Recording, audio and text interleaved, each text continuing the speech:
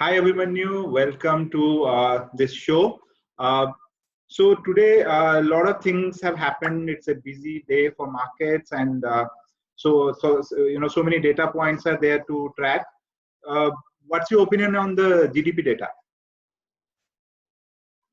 तो सौरभ, अगर आप देखिए तो जीडीपी डेटा काफी निराशापूर्ण रहा है।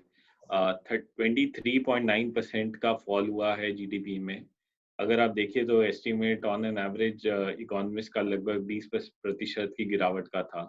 तो ऐसा लगता है कि इकोनॉमी पे जो क्षति पहुंची है कोविड पे, वो काफी ज्यादा पहुंची है रिलेटिव टू जो सबने एक्सपेक्ट किया था। इससे हमें ये चीज भी अभी आगे जाके ध्यान देनी पड़ेगी कि जो रिकवरी की कितनी तेज होगी, रफ्तार जो है रिकवरी की, वो क्या होगी आगे जाके, ये बहुत महत्वपूर्ण हो जाएगा। क्योंकि क्लियरली ये ऐसा लग रहा है कि जो कुछ दिनों के लिए जो इंडिया ने लॉकडाउन किए थे, उससे काफी इकोनॉमिक एक्टिविटी पे इम्पैक्ट आया है। तो जीडीपी डेटा जो है वो मेरे हिसाब से काफी नेगेटिव है। उसी वजह से अगर आप देखिए तो जीडीपी डेटा आने से थोड़ी देर पहले आरबीआई ने काफी मेजर्स अनाउंस किए हैं। ऑपरेशन ट्विस्ट करके जो बोला जाता है, वो अनाउंस किया है। उसके अलावा 1 लाख करोड़ की रिवर्स रेपो की विंडो के बारे में बात की है। तो कुछ मेजर्स आरबीआई ने उठाए हैं ताकि लिक्विडिटी सिस्टम में और बनी रहे। मुझे लगता है कि जो जीडीपी आगे जाके सितंबर का जीडीपी, वो भी काफी ज्यादा निराशापूर्वक रहेगा। अनटिल एंड अनलेस हम देखें कि जो भारत सरकार है वो कुछ नए फिस्कल कदम उठाएं, जिसकी वजह से इकोनॉमी जो है जल्दी से वापस आ जाए। अगर वो कदम तीव्रता से नहीं उठाए जाएंगे तो मुझे लगता है कि फिर से हम थोड़ा प्रॉब्लम में रह सकते हैं। तो फिजिकल कदम जो आप बोल रहे हैं, तो कैसे कदम उठाने से ठीक रहेगा?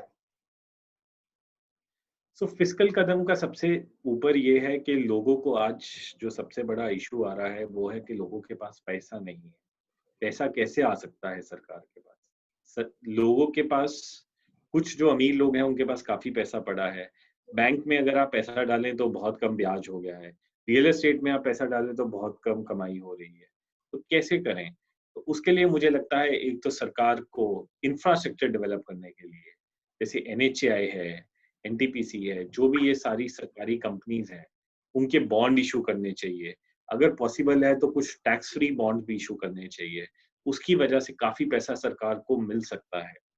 सरकार ने डाइवेस्टमेंट के बारे में अभी जैसे हाल ही में कॉनकॉर की बात की है कि 30% तक वो डाइवेस्टमेंट कर सकती है। अगर काफी ज्यादा रिफॉर्म लाया जाए और ग्लोबल बिडर्स बुलाए जाएं ऐसे कंपनीज को डिसइन्वेस्ट करने के लिए, और प्राइवेटाइजेशन के बारे में सरकार सोचे, तो मुझे लगता है ये काफी अनुकूल होगा भारत के लिए।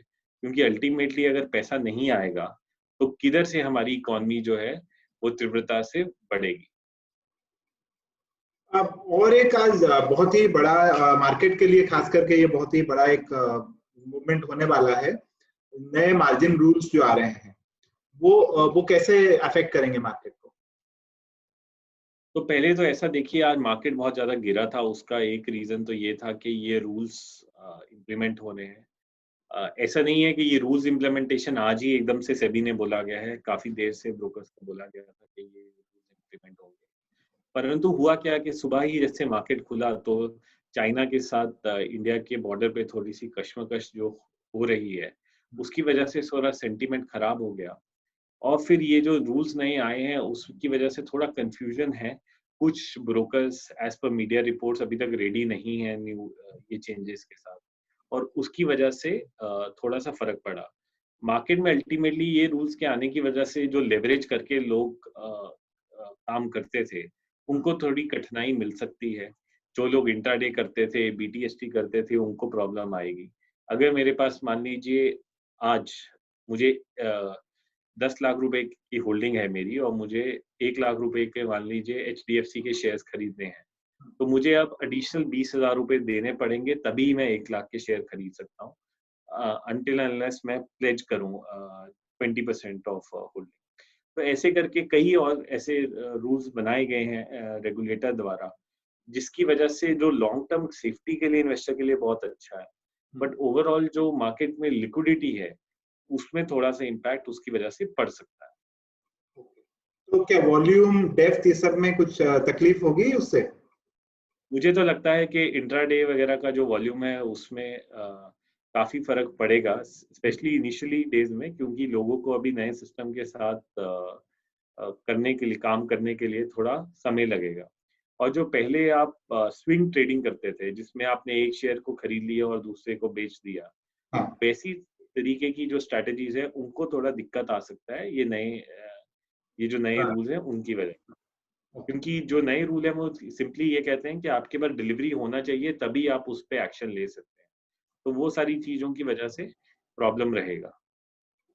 और ये इंडिया चाइना टेंशन के बारे में आपने बात किया थोड़ा सा, तो ये क्या लॉन्ग टर्म अफेक्ट करने वाला है? क्योंकि कुछ महीने पहले हुआ था, फिर से हो रहा है, तो ये क्या रहने वाला है या ये हम इसको फैक्टर इन हो रहा है हमारे मार्केट और जनरल इकोनॉमी में?